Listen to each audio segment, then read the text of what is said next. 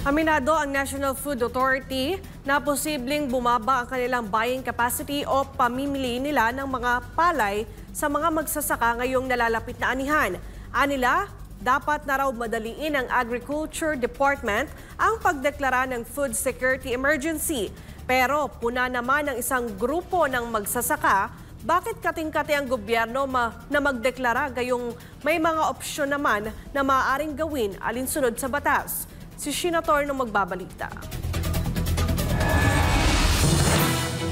Ganito na ang itsura ngayon sa isang bodega ng National Food Authority sa lungsod ng Valenzuela. Punong-puno ng mga sako-sakong bigas matapos makabili ng mga palay sa mga magsasaka mula sa iba't ibang rehiyon sa bansa. Yun nga lang, nababahalang ahensya dahil 3 buwan na itong nakatenga sa bodega na nanganganib ng mabulok. Kung ang NFA nga raw ang tatanungin, dapat nang madaliin ng Agriculture Department ang pagdeklara ng food security emergency. Sa paraang ito kasi ay maaari nilang maibenta sa mga lokal na pamahalaan ang mga bigas na nanganganib ng mabulok. Ngunit sa oras naman na hindi makapagdeklara ang gobyerno, ay posibleng maibenta nila ito sa pamamagitan ng auction sa presyong mababa kumpara sa presyo ng binili ito sa mga magsasaka. It will age. Day by day, tumatagal kapag nag-age na. But ang drawback nun sa NFA is we will be getting lower price or lower value for our stocks. Instead na kung lalabas ito ng fresh milled or as a regular stock, we're getting more. Bukod pa dyan, aminado rin ng NFA na maaapektuhan din ang kanilang kapasidad na bumili ng palay sa mga magsasaka. Ibig sabihin, posibleng hindi nila maabot ang target supply na magagamit bilang buffer stocks na ipamamahagi sa panahon ng sakuna o kalamidad. Kapag nangyari raw yan, ay maaring malugi ang mga magsasaka kung sa trader ito mapupunta. Yung mga rice-producing regions natin, doon kami halos puno yung bodega, no? Kanya, kung hindi mailabas yan, medyo limited ang mabibili. Hindi na natin maiwasan. Probably yung mga medyo mga enterprising traders pwedeng baratin, no? Kasi nga walang masyadong konti ang nabibili ni NFA.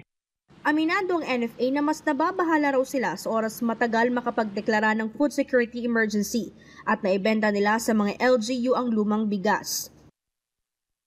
Like any food na sobrang tagal, mayroong kaunting pagka-degrade, no? Gayunpaman, ipinagtataka raw ng grupong Federation of Free Farmers kung bakit tila nagmamadali o atat ang gobyerno na magdeklara ng food security emergency.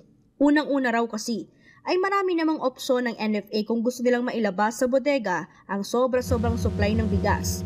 Alinsunod sa batas ay pwedeng ibenta ng NFA ang bigas sa mga ahensya ng pamahalaan gaya ng Department of Social Welfare and Development, Office of the Civil Defense, at iba pa na namamahagi ng ayuda sa panahon ng kalamidad at sakuna.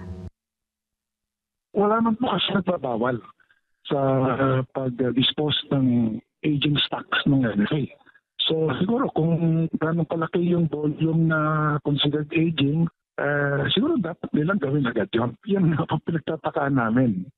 Bakit hindi nila naayos yung tamang pagbenta po ng aging stocks last year pa? At saka hanggang ngayon, instead of waiting for emergency declaration to release their stocks. Matatandaan inalis noon sa NFA ang kapangyarihan nila na magbenta ng bigas sa publiko dahil umano sa korupsyon.